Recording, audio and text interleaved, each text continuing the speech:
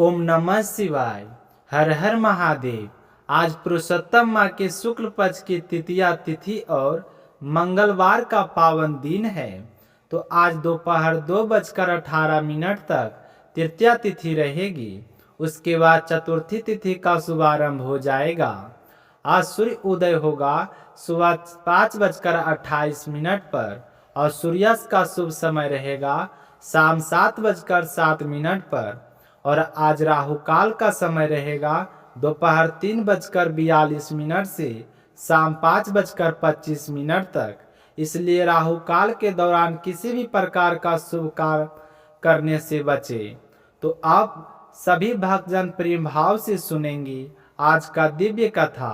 सभी भक्तों से मेरा छोटा सा निवेदन है कि अगर आप इस चैनल पर नए हैं तो शिला भक्ति चैनल को सब्सक्राइब जरूर करें और बेल आइकन को दबा दें ताकि आने वाली हर नई कथा और भक्ति वीडियो की सूचना सबसे पहले आप तक पहुंचे।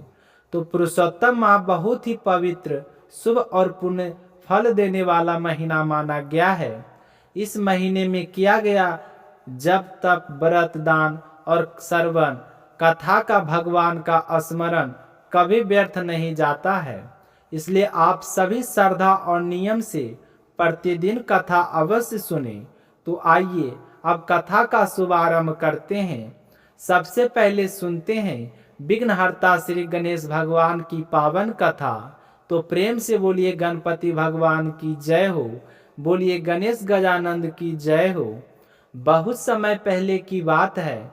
एक दिन गणेश जी भगवान ने सोचा कि पृथ्वी लोक के मनुष्यों की परीक्षा ली जाए। तब उन्होंने एक छोटे से बालक का रूप धारण किया और एक हाथ में थोड़ा सा दूध और दूसरे हाथ में चुटकी भर चावल लेकर वे गांव गांव गली गली घूमने लगे और पुकारने लगे, कोई मुझे खीर बना दो, कोई मुझे खीर बना दो, दूध और चावल मेरे पास है। तो लोग उस छोटे से बालक को देखकर हंसने लगे। कोई कहता इतना सा दूध और इतने से चावल से भी कहीं खीर बनती है। कोई मजाक उड़ाता और कोई उसे टाल देता। लेकिन गणेश जी लगातार पुकारते रहे। सुबह से शाम हो गई। एक गांव से दूसरे गांव तक घूमते रहे, लेकिन किसी ने भी उस बालक की सहायता नहीं की। तो शाम के समय एक बूढ़ी माई अपनी झोपड़ी के बाहर बैठी हुई थी। तभी वह बालक वहां पहुंचा और बोला, माई कोई मुझे खीर बना दो। तो बुढ़िया हृदय बहुत दयालु था। उसने सोचा बच्चा है, भूखा होगा, जितनी बनेगी उतनी बना दूंगी। तो वह बोली, ला बेटा मैं तेरे लिए खीर बना देती हूँ। तो गणेश जी ने दूध और चावल उसे दे दिए और बोले, माई खीर बड़े बर्तन में बनाना। तो बुढ़िया बोली, बेटा मेरे पास बड़ा बर्तन कहाँ है। तो गणेश जी मुस्कुराकर बोले कि अंदर जाकर तो देखो सही। तो जब अंदर बुढ़िया माई अंदर गई तो वहाँ एक बहुत बड़ी कढ़ाई रखी हुई थी। अब बूढ़ी माई समझ गई कि यह कोई साधारण बालक नहीं है। उसने चूल्हे पर कढ़ाई चढ़ाई और जैसे ही थोड़ा सा दूध और चावल उसमें डाला वैसे ही कढ़ाई भरने लगी। खीर में से केसर और इलायची की ऐसी सुगंध आने लगी कि पूरी झोपड़ी महक उठी। जब खीर तैयार हो गई तो गणेश जी बोले कि माई मैं स्नान करके आता हूँ, तब तक पूरे गांव को न्योता दे आओ। तो बुढ़िया गांव वालों को बुलाने चली गई। उसी समय उसकी बहू खेत से काम करके घर लौटी थी। तो उसने सोचा कि अगर सारे गांव वाले खीर खा जाएंगे तो मेरे लिए कुछ नहीं बचेगा। तो उसने जल्दी से एक थाली में खीर निकाली और रसोई के कोने में बैठकर खाने लगी और खाते हुए बोली कि हे गणेश पहले आपको हम भोग लगा लेते हैं। तो खीर खाकर थाली चक्की के नीचे छुपा दी। तो थोड़ी देर के बाद गांव वाले भी आ गए और गणेश जी भी स्नान करके लौट आए। तो बूढ़ी माई बोली कि गणेश पहले भोग लगा लो, फिर गांव वालों को खीर परोसूंगी। तो गणेश जी मुस्कुराकर बोले कि माई मुझे तो भोग लग चुका है।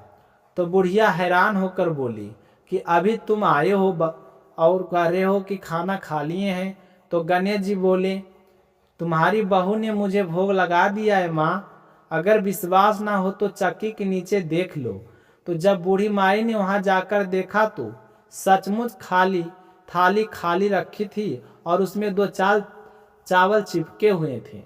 अब बूढ़ी माई समझ गई कि यह स्वयं गणपति भगवान है।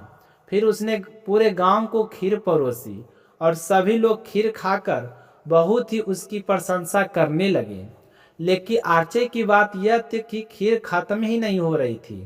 दूसरे दिन फिर गांव को खीर खिलाई गई, फिर भी कढ़ाई भरी रही। जब यह बात राजा तक पहुंची तो उसने सैनिक भेजे और कहा कि वह कढ़ाई राजमहल में लाओ। तो सैनिक कढ़ाई उठाकर महल ले आए, लेकिन जैसे ही कढ़ाई महल में रखी गई उसमें कीड़े मकोड़े सांप बिच्छू दिखाई देने लगे और भयंकर दुर्गंध आने लगी। तो राजा डर गया और तुरंत बूढ़ी माई को बुलाकर बोला कि अपनी कढ़ाई वापस ले जाओ। तो बुढ़िया समझ गई कि यह गणेश जी की कृपा है। वह कढ़ाई लेकर घर लौट आई और गणेश जी का स्मरण करने लगी। तभी गणेश जी प्रकट हुए और बोले कि माई, इस कढ़ाई को घर के एक कोने में गाड़ दो। तो बुढ़िया ने वैसा ही किया। सुबह जब उसकी आंख खुली तो उसकी टूटी झोपड़ी की जगह सुंदर महल खड़ा था और जहां कढ़ाई दबाई थी वहां सोने की मोहरों से भरे घड़े में निकले। तो बुढ़िया और उसकी बहू दोनों बहुत ही प्रसन्न हुई और गणेश जी का गुणगान करने लगी। उसी दिन से दोनों ने प्रतिदिन गणेश जी की पूजा शुरू कर दी। तो हे गणेश भगवान, जैसे आपने बूढ़ी माई पर कृपा की वैसे ही सभी भक्तों पर कृपा करना। कथा सुनने वाले को, कथा कहने वाले को और हुंकार भरने वाले को सभी की मनोकामनाएं पूर्ण करना। बोलिए गणेश जी महाराज की जय हो। अब अपने सुनते हैं हनुमान जी और शनिदेव की कथा। बोलिए पवन सुत हनुमान की जय हो। एक समय शनिदेव को अपनी शक्तियों पर बहुत ही घमंड हो गया। उन्हें लगा कि संसार में उनसे बड़ा कोई नहीं है। उनकी दृष्टि पड़ते ही व्यक्ति का जीवन बदल जाता है। इसी अभिमान में वे उस स्थान पर पहुंचे जहां हनुमान जी प्रभु श्री राम में ध्यान में लीन थे। तो शनिदेव ने अपनी बर्क दृष्टि हनुमान जी पर डाली, लेकिन कोई प्रभाव नहीं हुआ। उन्होंने क्रोधित होकर कहा कि बानर, देख तेरे सामने कौन आया है। लेकिन हनुमान जी प्रभु भक्ति में मगन रहे। तो शनिदेव बोले कि मैं तुम्हारी राशि में प्रवेश करने जा रहा हूँ। तो हनुमान जी ने शांत स्वर में कहा कि मुझे मेरे प्रभु का स्मरण करने दो। तो शनिदेव को यह बात पसंद नहीं आई। उन्होंने हनुमान जी की भुजा पकड़ ली। तब हनुमान जी को क्रोध आ गया। उन्होंने अपनी पूंछ में शनिदेव को लपेट लिया और पर्वतों, वृक्षों और चट्टानों पर पटकने लगे। तो शनिदेव डर से चिल्लाने लगे कि हे हनुमान, मुझे क्षमा कर दो। तो हनुमान जी बोले कि वचन दो कि मेरे भक्तों को कभी कष्ट नहीं दोगे। तो शनिदेव ने तुरंत वचन दे दिए। तभी से कहा जाता है कि जो हनुमान जी की भक्ति करता है उस पर शनिदेव की विशेष कृपा रहती है। बोलिए बजरंगबली की जय हो। अब अपने सुनते हैं राधा रानी की नाम की महिमा। प्रेम से बोलिए राधे राधे। एक गांव में एक व्यक्ति अपने पुत्र को लेकर संत के पास गया। वह बोला, महाराज, मेरा बेटा भगवान का नाम नहीं लेता। तो संत ने लड़के से कहा कि बेटा एक बार राधे राधे बोलो, लेकिन वह बार बार मना करता रहा। तो अंत में संत बोले कि जब यमराज पूछें कि क्या कभी भगवान का नाम लिया, तब कहना कि मैंने एक बार राधा रानी का नाम लिया था। तो समय बीता और उस युवक की मौत हो गई। तो यमराज ने पूछा कि क्या कभी कोई पुण्य किया है। वह बोला कि मैंने एक बार राधा रानी का नाम लिया था। तो यमराज उसकी महिमा जानने के लिए इंद्र के पास गए, फिर ब्रह्मा जी के पास और फिर शिव जी के पास, और अंत में सभी मिलकर भगवान विष्णु के पास पहुंचे। तो भगवान विष्णु मुस्कुराकर बोले कि जिसकी पालकी स्वयं यमराज, इंद्र, ब्रह्मा और शिव उठा रहे हो, उससे बड़ी महिमा क्या होगी। तो भगवान बोले कि जो एक बार भी प्रेम से राधा नाम लेता है मैं स्वयं उसके ओर दौड़ चलता हूँ। इसलिए प्रेम से बोलिए राधे राधे। तो भक्तों, आज की कथा यहीं पर समाप्त होती है। अगर आपको ये कथा पसंद आई हो तो शिला भक्ति चैनल को जरूर सब्सक्राइब कीजिएगा और आने वाली हर एक वीडियो में आपका नामों का स्मरण किया जाएगा। तो आप कमेंट में अपना नाम जरूर लिखिएगा और कहाँ से इस वीडियो को देख रहे हैं ये भी कमेंट में जरूर लिखिएगा। जय श्री कृष्णा, राधे राधे।